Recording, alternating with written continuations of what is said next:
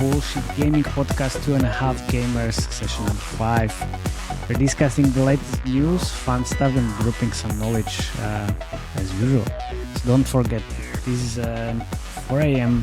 conference discussion vibe, so let's take it too seriously, but let's dive in and enjoy. Hey guys, welcome Felix and welcome Jakub. How was your week? Hello there. How was your week? Very busy week. You were, White Nights and then Games Forum. Yeah. So how was the conference face-to-face experience? It was actually really good. It was nice actually to see people again. Good knowledge of both conferences.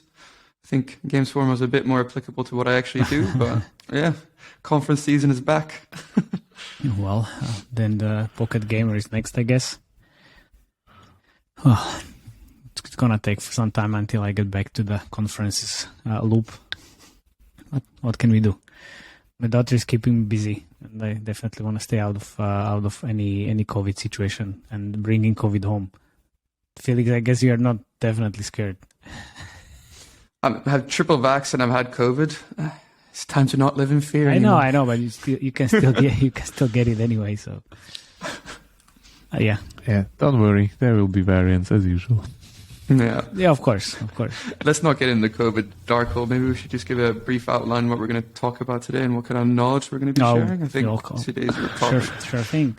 So we're going to touch Apple enables crypto payments. PUBG Studio uses NFTs in UGC-driven open metaverse, whatever that means. And Fire Emblem Heroes approaches 1 billion revenues. Kai Mei Visa points, former Pokemon Go product manager. And then some other news. Also, Zynga plans to release its first NFT game this year. I mean, that's pretty huge. And most interesting fact from last week, like report by 2026, it's predicted 25% of people will spend an hour a day in the metaverse. Woohoo! Whatever that means. Whatever that means as well. And then some knowledge from our side. You're going to talk about 3 stages of soft launch. Well, soft launch is my favorite topic, so let's dive into that after the news. So let's start with the Apple. So what do we have there, Felix? So arguably, this is probably the biggest news I've read so far. That's not an acquisition. So yesterday, a press release from Apple announced that they're going to be having their tap to pay feature for the iPhone, and that will essentially enable merchants to facilitate transactions using a simple tap, regardless of payment method. Why this is a big deal is the fact that Coinbase and Crypto.com have come out with their own debit cards, which means that indirectly now you'll be able to pay with Apple Pay using crypto. Yay. So how that works is that Coinbase and Crypto.com, they convert it to dollars, like upon that, charge a little fee, and then, you can pay for your Mountain Dew in a corner shop with, your Ethereum or Bitcoin. Do I get it right that it kind of converts it to dollars during the transactions itself? Exactly, yeah. And I'm assuming these nice little companies here take a nice little fee from that conversion as well. Of course, they should. I mean, you can also take money out of the ATM with that debit card. They will convert it in the ATM, and you can take dollars right away. Isn't this the part when it converts to dollars when you need to pay taxes on those? Well, that's an interesting point. I didn't think about that, actually. Yeah, if you're getting gains there with crypto and you're realizing it, you will be liable for tax, potentially, especially in the States where they charge a crypto tax. We also have tax here locally, so I'm just curious because this brings like a lot of legal implications. I guess we'll see, but I think you're bringing up an interesting point there because Apple is so specific about how they conduct themselves, and they always dip their toes in lightly to see how it goes down.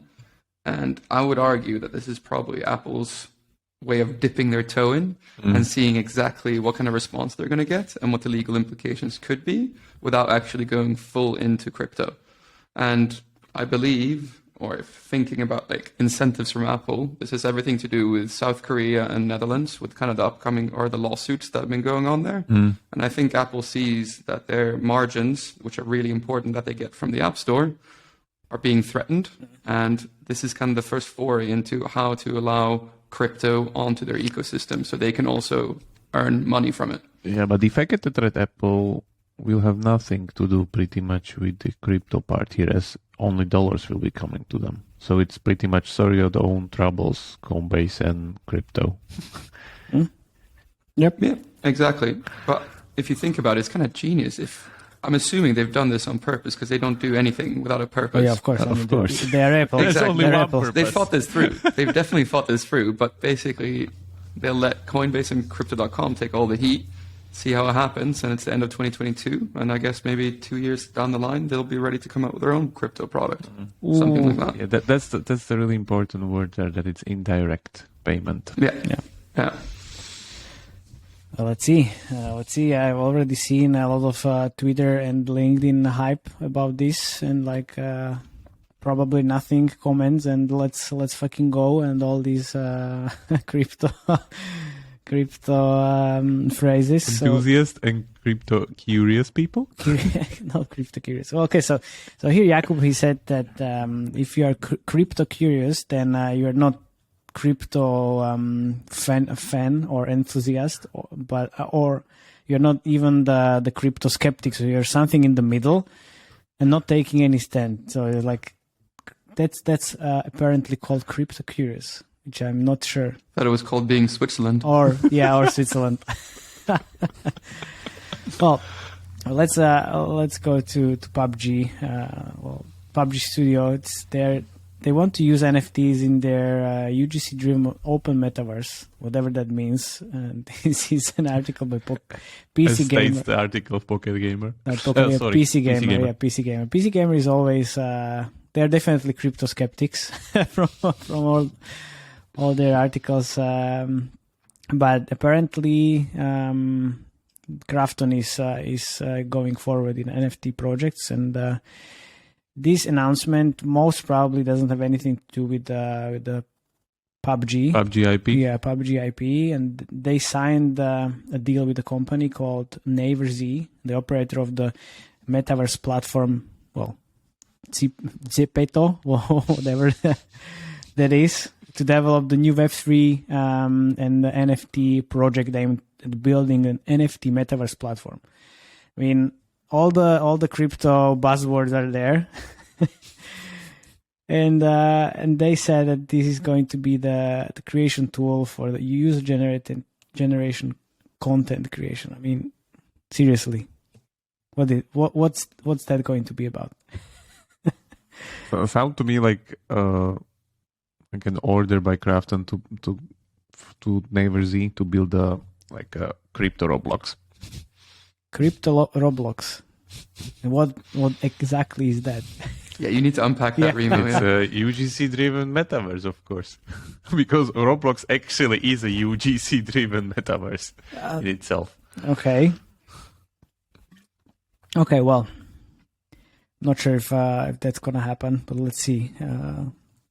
What is this going to be? It's still a big deal that PUBG is announcing something like this. It's just kind of jumping on the back of everything. That big of a big deal. Like big companies are announcing NFT projects left and right currently, and they're backtracking the next day sometimes. So I wouldn't be surprised if nothing comes out of this. But I don't think Krafton will actually. Krafton needs to jump on the NFT train and present itself with an angle, and then they can check market in their book and continue, I would say. Yep. Okay. Let's see what happens. Some mobile game news. Oh, really? Apparently. Finally. So Fire Emblem Heroes is approaching 1 billion in revenue. Congratulations. The game's launched from February 2017, and it's currently the most successful mobile game in Nintendo's portfolio, which is kind of surprising a little bit, but on the other hand, it's not, as it's like a typical Asian heavy free-to-play gacha game, which Asian games are kind of famous for. So this is an interesting tidbit, but it's pretty much just a continuation of a trend that's been there. I don't think so Nintendo really keen on getting full-fledged into free to play as they always were. We all remember the Super Mario Run, whatever that was. Oh my god, it was so I funny. think it was called free to start by that age. Died immediately after. Died immediately. But I still would say like the company is not very keen into getting into free to play at all, and they have their like really good profitable divisions with all the like hype around Nintendo Switch, their console, and their normal gaming lineup, their Pokemon IP. So I guess it's more of a we tried. We have like one really successful story that's making so much money, and that's it, I guess. What were they thinking? I mean, with the free to start. I think for Nintendo, their IPs are much more valuable for brand perspective, so they don't want to tarnish them in free to play. That's I would say would be their like paradigm here. Okay, and then like the free to start is the way to go, right? Yeah. At least at that time it was. At that time it was. Okay. I'm a bit curious. I'm a bit curious about it. So this game is obviously like quite a hardcore title, correct? Yeah, it's a typical like a gacha game. Yeah. RPG. You play through the game and get heroes from a gacha that you don't know what you get. Yeah. How do you do UA like for these games that are quite hardcore on iOS right now? Like it must be so much harder than it was 2-3 years ago. Well, of course, it is way harder. I mean, it's still. If you can get some signals on day 1 or day 3, even very little with them, then that's gonna help you with the initial UA, and then you can build an LTV predictions out of that. So I know these games are monetized way after day 30, 60, 90, but it's still. You can implement something into the first session in terms of the monetization. I mean, that's why the UA and product teams or game teams are pretty much working alongside each other just to figure this out. Don't forget that there's this one big change between the other games. This is a Japan household name, which means in Japan you have so much offline advertising for mobile games. It's that's like you've never seen these things before, and you never will see this anywhere else. Yep. That's the other thing. I mean, they're pretty big there. Even if you count all the revenues outside of Japan, it's not going to be even like 30% of the Japanese revenues. Yeah, like just the one example with the Monster Strike game where they pretty much shut down the international servers and they were still making 1 billion just from Japan. So what? Yeah. And that's a really good point. I mean, in Japan and other countries like this, the traditional UA is one thing, but like all out of home TV and everything else is just even bigger. Like looking just briefly at the charts here, the game is making around 6.5 to 7 million a month, and pretty much 3.5 of that is coming from Japan only. Nice. Thought it would be bigger, but yeah. Oh man, but bigger? Keep in mind it's already 5 years old. Yeah, but is this really small game good? Yeah, fair enough. 7.5 million a month. Yeah, that's pretty good. I'm just wondering. After 5 years, yeah, it's 5 year old. Oh yeah. I'm just wondering, like, is this a good use case for like Apple Search Ad for gaming? I know it's hard to scale there, but I'm assuming for hardcore games it must be quite useful UA channel. Correct. How is that a useful channel for any game? Except branding keywords. I mean, the Apple Search Ads for games is absolutely terrible. The brand keywords are kind of working just for you to defend some organic traffic, so your competitor don't steal that. But except that, I mean, yes, you can run the very broad keywords, but it's going to be really expensive. But also, of course, like if you have deep pockets, then you don't care. Then you can just flood your whole Japanese app store with all your Apple Search Ads campaigns, but probably it's not going to break out. Keep in mind that these games, they live on really, really small audiences. Like I'm looking in the charts here and it's like 30K, 20K download a month for a whole game that's making 7.5 million. Mm. So yeah, that's what you get when you get into Japanese segment. Like the LTVs and like all the KPIs are pretty much crazy different.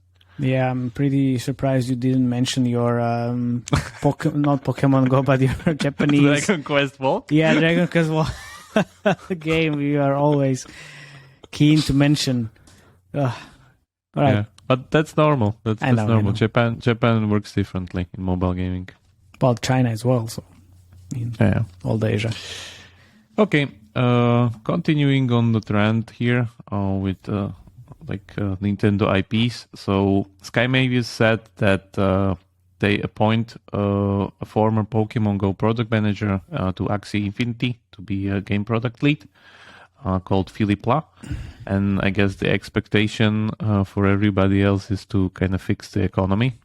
At least that would be my expectation. Yeah, that would be my expectation as well. I mean, I was really positive about this change, but then you definitely stole your wind. Yeah, definitely. Because I'm not sure how product lead can be also the economy designer, or well, obviously he can be. But it's not going to be that easy to correct the whole economy. The problem there is that when you have things on chain, you cannot just say like, okay, we'll rebalance it and stuff like that, and people will learn this the hard way in this industry. It seems. Okay, then what? But what would you do in that case? I mean, what? Change the smart contract, or how does that work? No. Like that needs to stay the same, and you cannot change that. The problem is that with the excess resources in the economy, like there's so many cats there, and there's so many cats. You mean Axies? Yeah, Axies themselves. Okay. Because they have the mechanisms that Axies or the cats can pretty much breed only 7 times with increasing amounts of resources for each kind of breed. And then after that, they are sterile pretty much. So they cannot breed anymore, but they can still fight and kind of harvest resources for you. And this is the problem, that, you still have the remnant of the cats there that people can use to farm. And then their love potion, the smooth love potion thing, is also accumulating pretty hard in the economy, and it's not being burned away fast enough. So yeah, they can still introduce a lot of these like things into the economy that, I think they even introduced something lately that you can combine cats and burn them out to get something else or something. But yeah, it's kind of hard to justify if the cat itself costs like $200, $300. So, well, now I know the cost is $300. So if you want to start, you need 3, I think, and then you need to invest $1,000. But I know some people invested like 8,000 back in days when it was like really the hype. So now they're like, oh well, I guess it's investment for experience and knowledge rather than making some money. There will be so much investments for experience and knowledge. Like that's I think one of the problems with this whole like frothy market that we have there, that people weren't burnt yet at all. Oh well, to a certain degree, yes. I mean, the Axie Infinity hype was so big. 4 months ago? Now, of course, like if you check the volume declining. of Dep Rider, it's like nothing compared to like how it was peaked, how it has peaked in November or October. I'm trying to find one article where it was mentioned what they did in the last update, and there's season 20 update for Axie Infinity, actually, and they said the token skyrockets is over 50% after season 20 update. Yeah, they went up a little bit, but just went up from their current baseline. A little bit is definitely way far from skyrockets. To the moon, Yeah, to the moon. Yeah, that's true. And do you think you can actually salvage the Axie Infinity economy, or is it more kind of for SkyMavius? It's just a learning thing for their next game? Salvage, like get back to the peak values? No, I don't think so. Because he's a crypto skeptic. That's the thing. I mean, I do think they can salvage that because I'm always the optimist. I don't think so. They can salvage that at all. It's more of a product of like at the time when it was at its height, it was the funnel into crypto games. Everybody was just talking about Axie, so everybody wanted to even check it out and get the knowledge investment.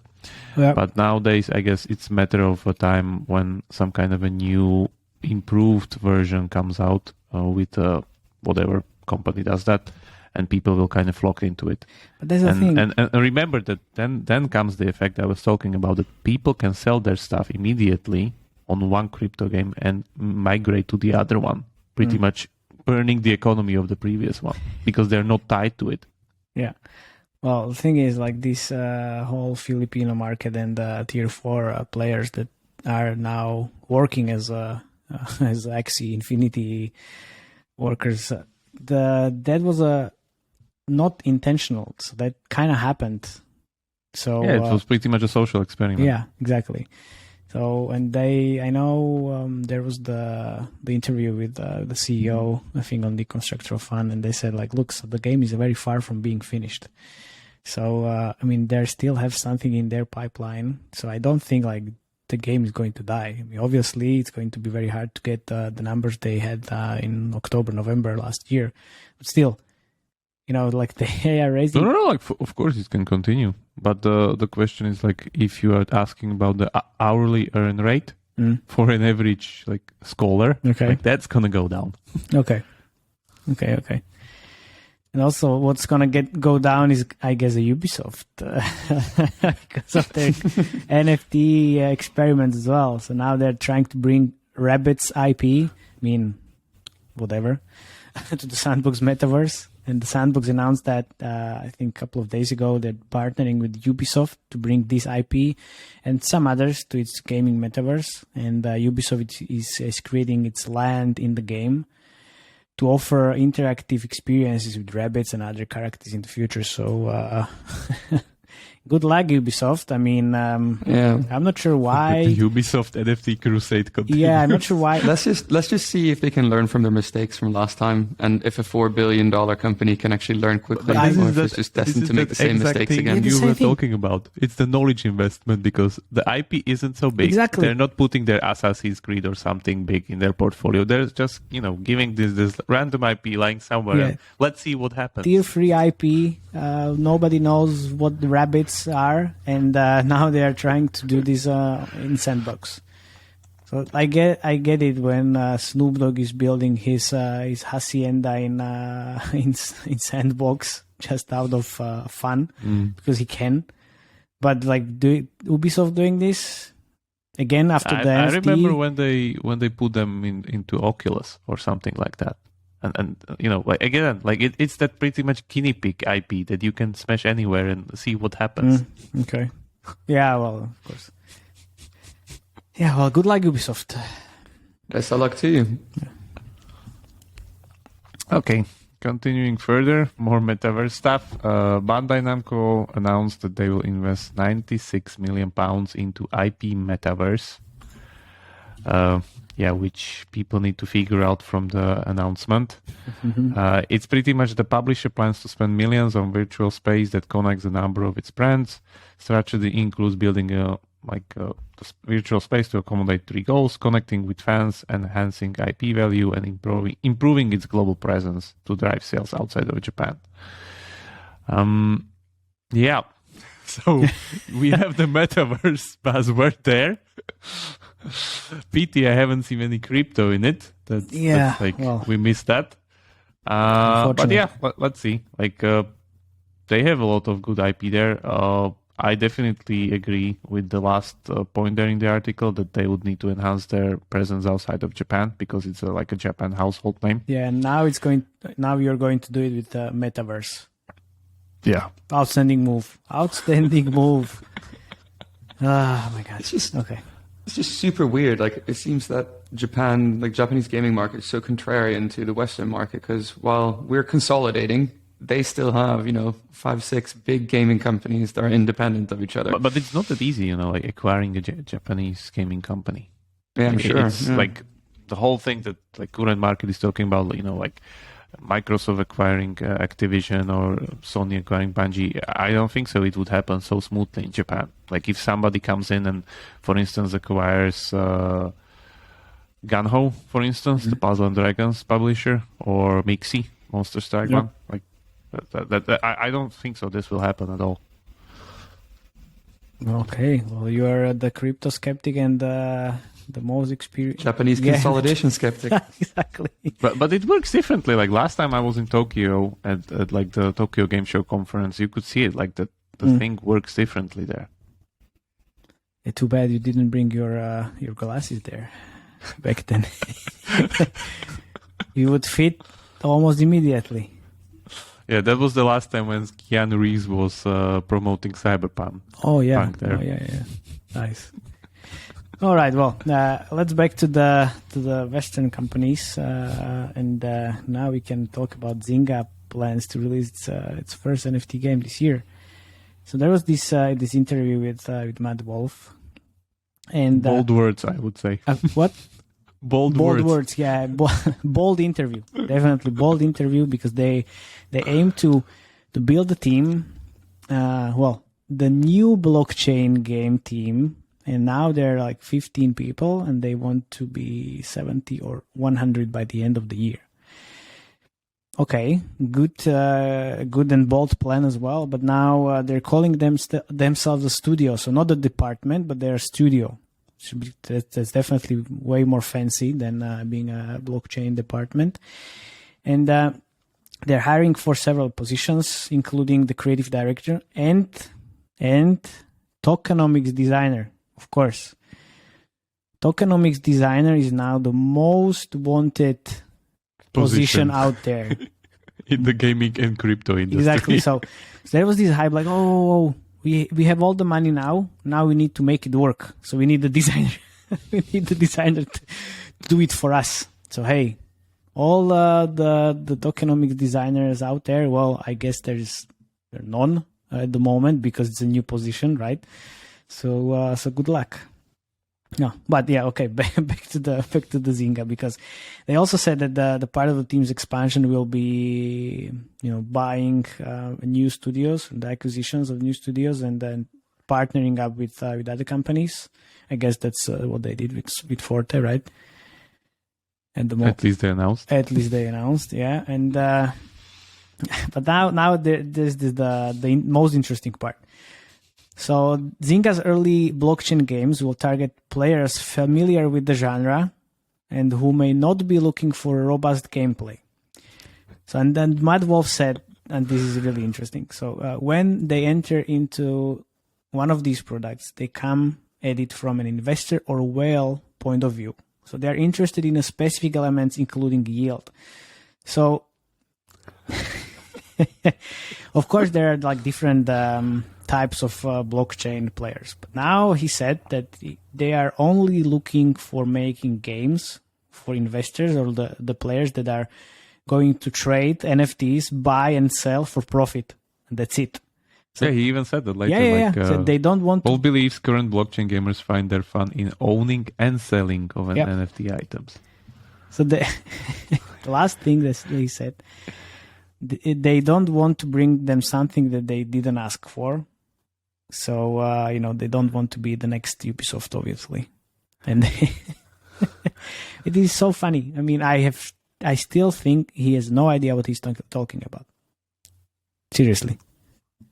Or but does anyone really know what they're talking about though right now? Oh yeah, that's true. I mean, it's the gold rush. Yeah, but still. Wait, with the metaverse part, like I think nobody knows, but with this part, at least people know a little bit because you have the reference point in Axie, for instance, and still the whole point of this is that you need to design the game in a way that it makes sense for both.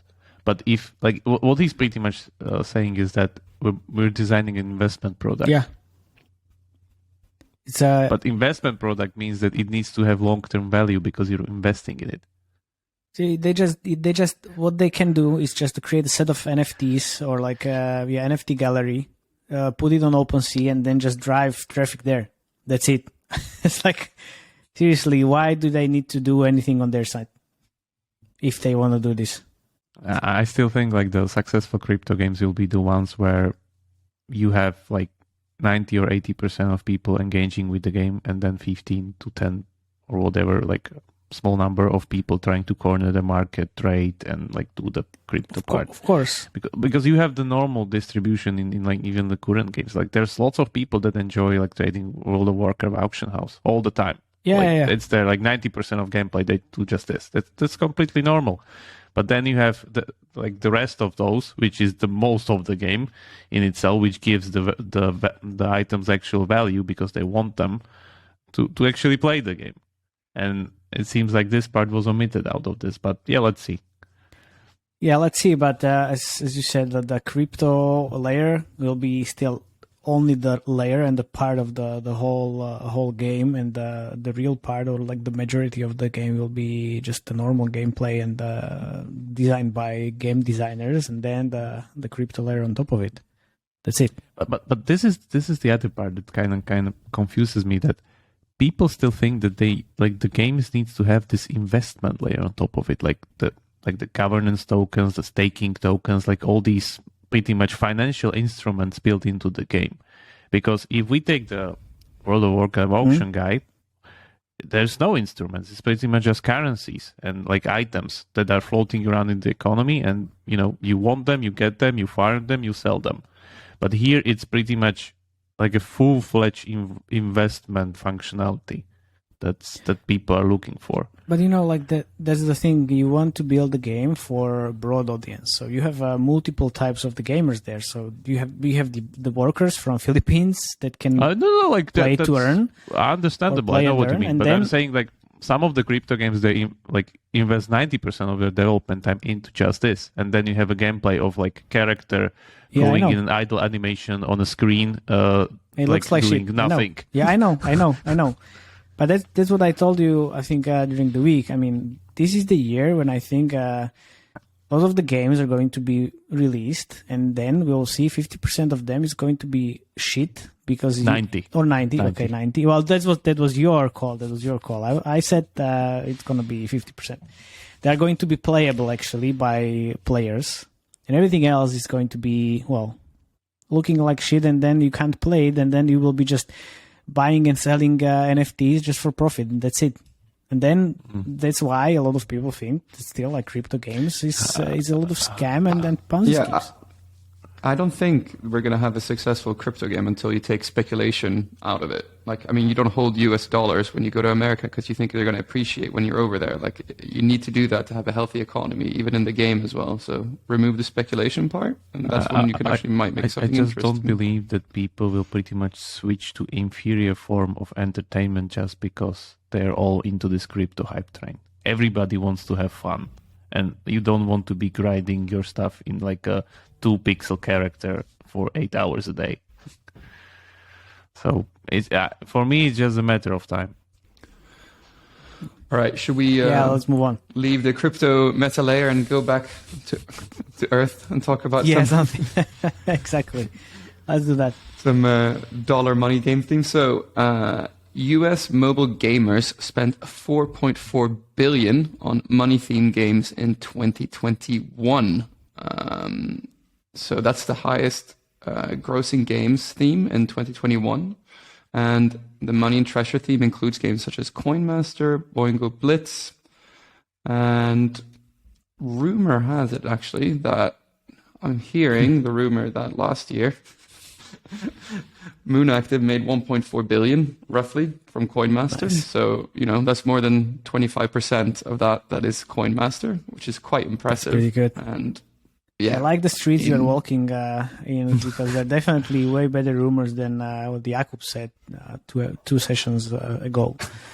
He's definitely walking the Slovakian streets, and it's not that great for rumors. By the way, one context for this article. This just exactly proves my point. People are playing a game about virtual money that they don't ever get, and it makes them happy. Okay. There you go. Mister, that proves my point. Don't know how much I can add to that, but kudos to them. Are we moving on to our whoa. There's the... Oh, yeah, we skipped one. Yeah. No. There's the fastest growing theme in terms of the revenue. Yeah, this is important. This is really, really important because the theme was animal/insect theme, and that generated like 26.5 million, which represents an increase of 904% year over year. And Sensor Tower attributes this majority of this growth to this game, and this game is absolutely amazing. The Ants, the Underground Kingdom from Star Union, accounted for almost 90% of the consumer spending. The second fastest growing theme was fashion, aesthetics, and hair. I guess that was like Project Makeover right there. Yeah. So the Ants, Underground Kingdom, those creatives, I'm not sure if you saw those, Felix, on Facebook or Instagram.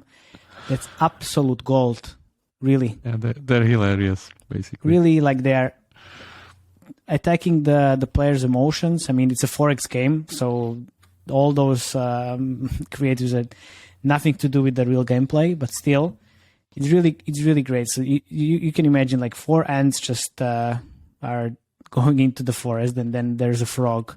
Obviously, the frog eats 1 ant. All those 3 ants just run away. They found an electricity cable. They bring that cable to the frog, so they are just jumping around the electricity cable. Obviously, frog wants to eat them and then fries on that electricity cable. They take that frog into the underground kingdom, and then immediately all the kingdom upgrades, and then you have the ending screen. I mean, I laughed so hard on that crazy. And this is only 1 out of like 10 you can see on Instagram like almost every day. So kudos, guys. This is really great game, really fun creatives. Definitely check it out. Basically, somebody had the genius idea to reskin a Forex game into Ant Team. Yeah. Which was never done before, because all the Forex games are usually like, we have the newest one, which is like Game of Thrones, Lord of the Rings, or like these big ones, all fantasy, I guess, swimming in those high CPIs, and I guess these guys kind of made it. Yeah, definitely made it. And you have Warpath, which is also that type of game, but this is, I mean, like genius move. Right, let's move to the last report, which is the most interesting one. Yeah. So there's a fresh report from VentureBeat from Gartner, that's published on VentureBeat, saying that by 2026, it's predicted that quarter of people will spend an hour per day in the metaverse. Whatever that means, but they have a photo of it there. They're the elements of metaverse. The elements of metaverse. Is it like are they just calling the internet the metaverse, basically? It looks like that, but there are these like NFTs, infrastructures, gaming, digital assets, workplace, shopping, and whatever else. It's just basically covers the internet, but then you have the NFT layer on top of it, I guess. So are they saying that, the hour, maybe a month I spend on Amazon will actually count towards my time spent in the metaverse? Of course, and like you said before, the recording, the Zoom and the Hangout, recording podcasts like here, like we are doing at the moment. Yeah, that's the metaverse right in your face. Sounds to me like an accounting trick. It really does, yeah. Well, I can tell Gartner that I already spend more than an hour a day in the metaverse. Yeah.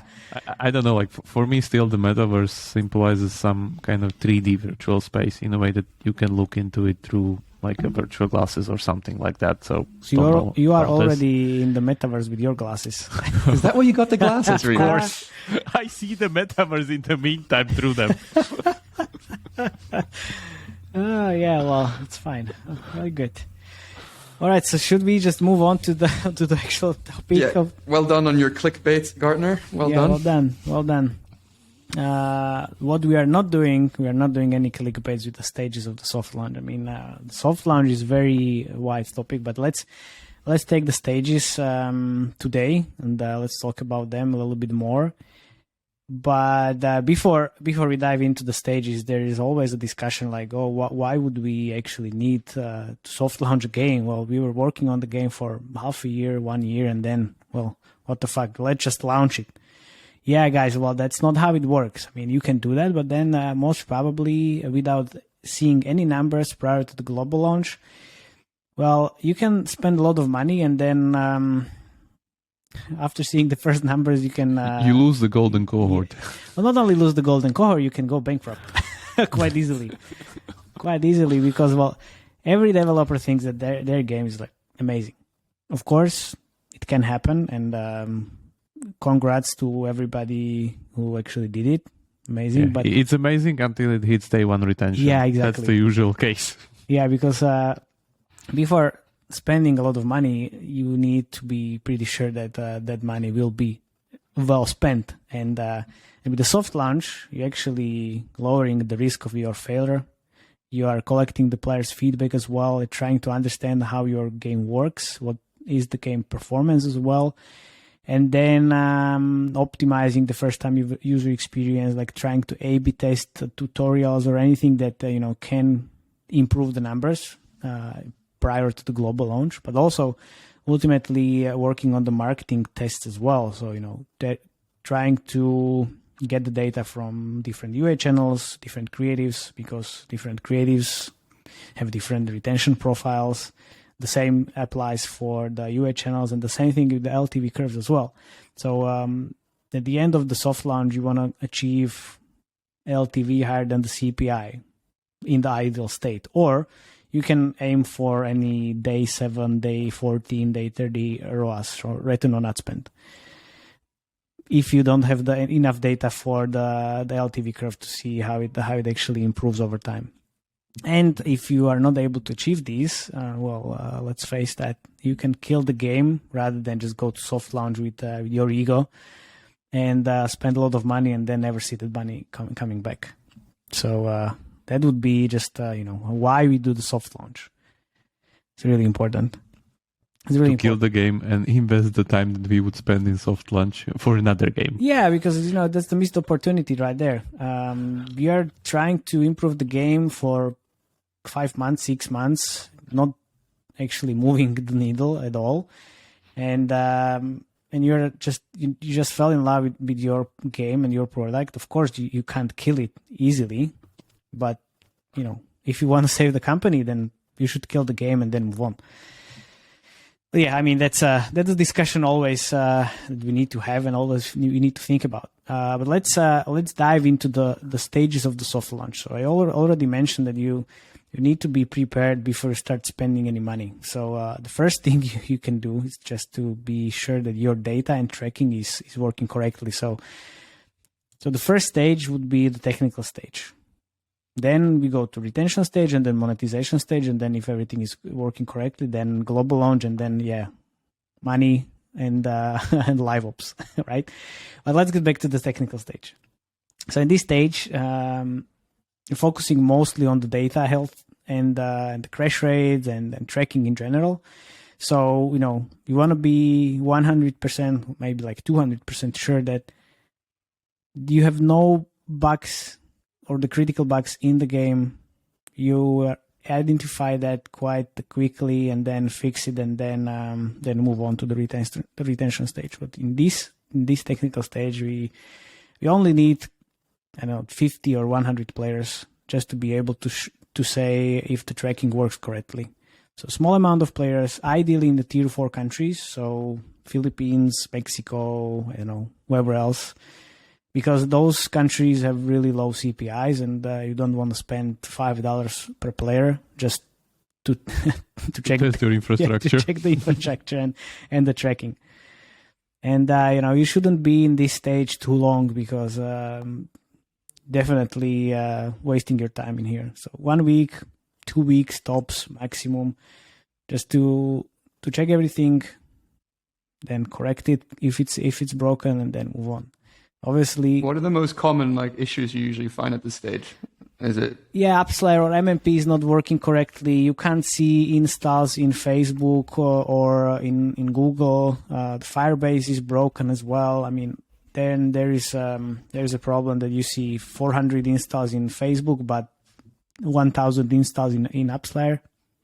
Of course, you would be surprised how many companies suffer from data loss issues. I mean, 9 out of 10 always. Yep.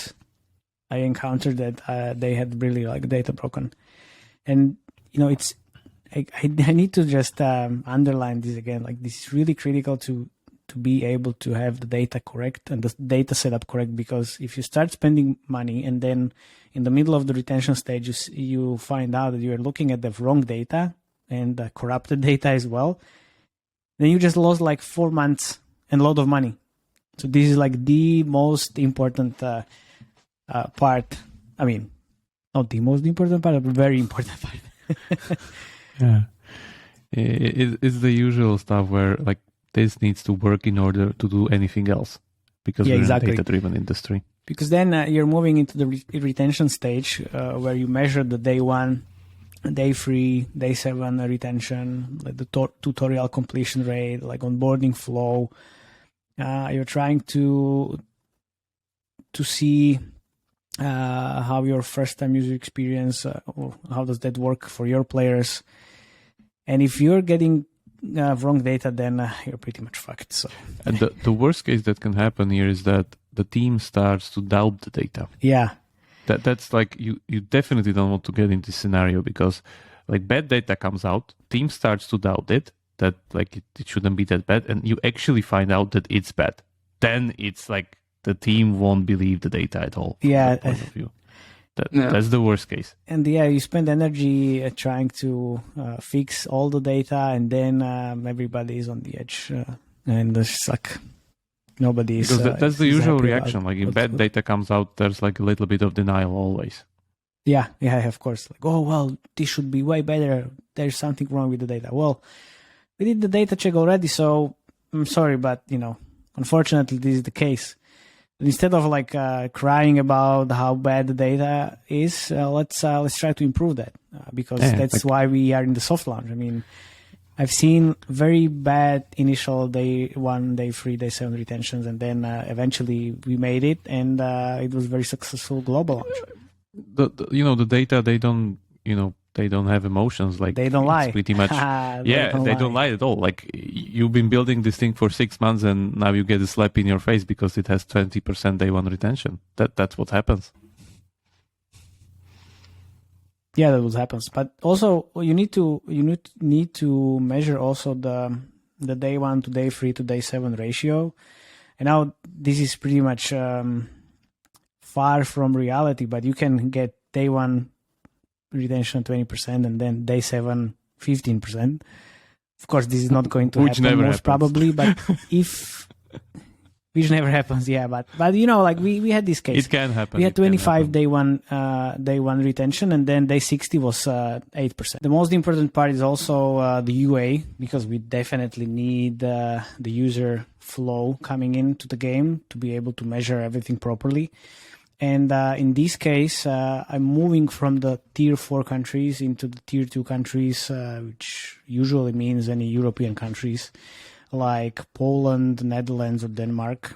And one important thing to mention here, we already see quite a big increase in terms of retention between the Philippines or Mexico and the European countries, just because of the quality of the traffic. Yeah, by the nature of the traffic. So it doesn't necessarily mean that if you see 10% 10% day 1 on Philippines, you will see 10% in Poland or Netherlands.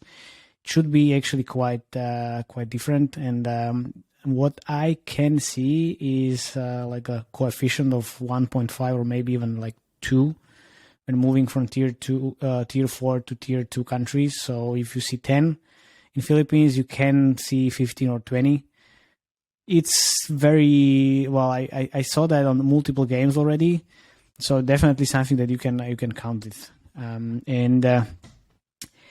in this stage, I'm using mostly Facebook, but given the Facebook latest quality dips, I'm already trying to introduce Google as a UA channel, and then Unity. Just also to be able to compare the data between those channels, because as we mentioned at the beginning, different UA channels have different retention profiles as well. So if you see low retention on Google, it doesn't mean the game is shit, but you can use the different optimization methods to bring more quality users. How many users do you need at these various stages from the different geos, would you say? No, I always try to aim for at least like 200 a day. Depends on what we are measuring. If we are aiming for day 1 retention, then 200 a day would be enough. If we are trying to get the read on the day 7, we might need more, because even though we have these benchmarks from the industry, like 40% day 1, 20% day 7, and 10% day 30. So which like 99% of games don't have. Yeah, exactly.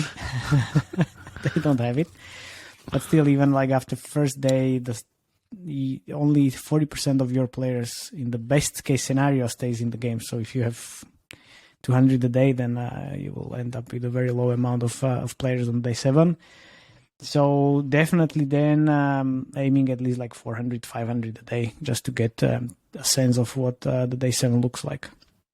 And also in this stage, and I mentioned this just previously about the optimization. So I think we will need to have a UA fundamentals session where I will go through all these optimization shenanigans. But in this stage, usually you have the mobile app install optimization campaigns, but also moving into the app event optimized campaigns. We mentioned that on the previous podcast with Felix, the app event optimized campaigns, where we discussed the ad revenue events. But in this case, it's more like engagement events from the game. So tutorial completion or certain level achieved, like 10, 20 or something in the game, that indicates that your players are actually higher quality players. And then you can send these information back to Facebook or Google and optimize towards that. So this is something that definitely needs to happen in the retention stage, because good old days with mobile app install optimizations and quality players are long gone. So now the mobile app install optimization is widely used in the hyper casual space, and for games that you need to aim for very low CPIs. So that would be the case. But in here, we definitely need to aim for more quality players to be able to measure the retention properly. This is the part where most games die and are supposed to die and should die, actually. Reba, you worked on many games soft launch. What's the most you've actually seen from changing the game mechanics that you can actually lift day 1, day 7, and day 30 retention? In absolute values, I would say something in the vicinity to 10 to 15% on day 1. It's always a diminishing return, so the lower you start, the higher you can go. That's like the usual. Assuming that everything works, of course, like there's no bugs and stuff like that we need to take out of the question in the previous stage, as Matej was talking. And then day 1 is pretty much the reflection of your core gameplay. So some games you end up with just a lower or higher value because that's how they are played and that's how they work. And you cannot do anything about it. That you reach a point where you won't make a dent to retention. Whatever feature you kind of try to slap on it. Increasing retention is definitely much more tougher than increasing monetization later. So if you don't have retention, don't even, you won't get there to monetization, but also think about it, of course, like monetization cannot be slap and duct tape on top of it. That takes out of the question. But retention is really hard. And especially even if you get through the day 1 gate, that, okay, your day 1 is good, the core gameplay is pretty much okay, people are moving into the game later down the line. Day 7 is your next kill point pretty much, which says that, okay, you need to have some kind of meta game, goals, achievements, people need to know what they're doing, where they're striving for. And then there's the day 30, which usually is driven by social features. And then we are in a completely different beast then, because there are some parts of the game are responsible for some parts of the retention funnel. Let's say tutorials only work on your day 1. If you have excellent tutorial, it won't help you in your day 7. Your meta game needs to then again drive your day 7 to day 30. It won't help you in your day 1 at all, and so on and so forth. So there are specific parts of the game components that drive these, but I would say even getting through day 1 is just 90% games also die there. That's usually like that, unfortunately, because the market has crazy values nowadays. You see, let's say, if we compare the latest trends on, let's say, the merge game genre, Like what, 60% day 1, 20% day 30? What are we talking about? So but the numbers are crazy high, and keep in mind that the higher you can scale these, it means the higher those really expensive people that this marketing guy is driving to your game will stay there. Yeah, this marketing guy also thinks that the merge games and the hype is, I guess, almost behind us. Also, like what you now see, the new merge games are most probably, they need to have a new unique selling proposition rather than just they're merge consolidating games. pretty heavily. Because what you had like 6 months ago, like these retention profiles, that's perfect. But now, if you wanna get like investors on board or like make the game profitable, you need to have something innovative or like something as a +1, and not like, this is a game. I mean, you can earn money, of course. I mean, to a certain degree, you can always to a certain scale, you always can get thousands of revenues, but millions, most probably no. Yeah, you hit the ceiling on CPI. Yeah, then you need the USP pretty much, because like there is already like 10 merge mention clones. Most probably they make some money, but never going to make the same amount of money as the merge mention. That's just how it is, because nothing innovative. But let's get back to the soft launch and the last stage, which is the monetization stage. So obviously, if we are satisfied with the retention, then we move towards the monetization KPIs like conversion rate to payment, LTV, lifetime value, return on ad spend, average revenue per user, average revenue per paying user, average revenue per DAU, so daily active user, then repeat purchases. Second, third conversion. Second, third conversion. Breaks my heart you're not bringing up any ad metrics here. But I don't know, like maybe you can. Maybe you can. There. Maybe you can. Well, you already discussed that last time. So, add revenue metrics as well from last session. So if you want to know. So we won't go into detail now. Yeah, if you need to know, just tune in the session 4. It's all there. Basically, jokes aside, in order to measure these type of KPIs, we need to move to tier 1 markets. Basically, why tier 1? Because of the payment behavior of the players. And when we compare, for example, Poland or Netherlands versus UK or Germany, then definitely more or high-paying players coming from UK and Germany rather than the smaller European countries. There can be some exceptions, but usually I go for the UK or Germany, not going to Canada or Australia anymore. I mean, those markets are super penetrated with a lot of soft launches for those were the golden days of soft launches before. 10 years. So it's just like really competitive, really expensive. It doesn't make any sense to go there. I mean, a lot of people said in the past that Canada is very much similar to the US in terms of the payment behavior. I'm not sure that much. Yes and no. But also not in terms of not only the countries, but in terms of the optimizations. So I brought up the app event optimized campaigns for events from game. But in this stage, we need to measure the purchases and the payments and the payers. So now we are moving forward to the app event optimized campaigns for purchases. And later down the road, we might try the value optimization as well for like whales, but most probably that's going to happen after the global launch. In this case, it's going to be only for purchases, because the value optimized campaigns, you want to save that for your golden cohorts. and after the golden cohorts as well. Yeah, one important thing here is that you also need to measure the capacity and the manpower of your content treadmill. That's really important because global launch in itself is another stage that lasts into the live operation stage, and that's is when pretty much the end goal of your team. Yeah, exactly. And you need to know how much how long it takes you to create new content from the game and then sell it, because The golden cohort, as we are talking about here, those are the most engaged players that starts the game from the initial global launch date, and they are pure super fans basically. Yeah. And they will eat through the content like there's no tomorrow. Yeah, absolutely. And you need to keep them in the game by giving them the content always, so they have still something to eat. Otherwise, they just churn.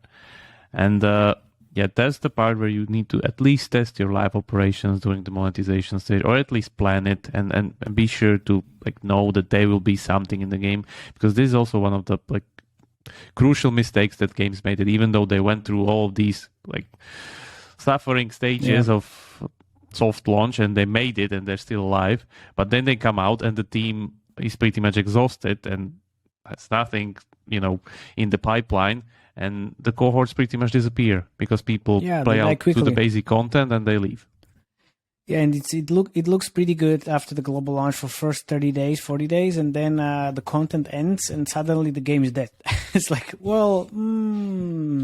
and numbers will always go down. That's usually the case. That if you don't start really small and scale like steadily, numbers from global launch will always go down in a way that like that's the natural flow. But you need to keep them at some kind of stabilized baseline value. Yeah, it doesn't need to go down if you have enough content for like half a year maybe, because even if you scale right out of the gate to $1 million a month spent, and there is actually content that players can eat and play, then you can sustain that growth still. But if you ramp up the spend at the beginning and then after 30 days there's nothing that they will do, then of course, you need to scale back, because it doesn't make sense to aim for 6 months or 1 year payback period when there is no content and like the retention profile or like the long-term retention is not there. So you will see after day 30 or day 60, like there's 1% of players still in the game. Of course, you will never get that money back. You need to be very, very careful about that. And you can actually try to get these kind of data, spending some money in the monetization stage, because you need to be prepared for the global launch and how you can model the budget based on the data you have from the soft launch. Because this is the question I usually get, like, okay, so what is going to be the budget for global launch? Well, I don't know. We need to look at the data and then based on that create the budget. So usually I have like three scenarios. Like first is like the minimal budget based on the data I see. So let's say it's 50K. Then there's the adventurous budget based on the data, which can be anywhere from 100K to 500K. And then there is the let's scale this fucking game dream budget. And that can be in millions. But we have these three scenarios. It doesn't mean that if you commit to the third scenario and spending 1 million, then you need to spend that. If you see that the content is not ready, then you need to scale back immediately.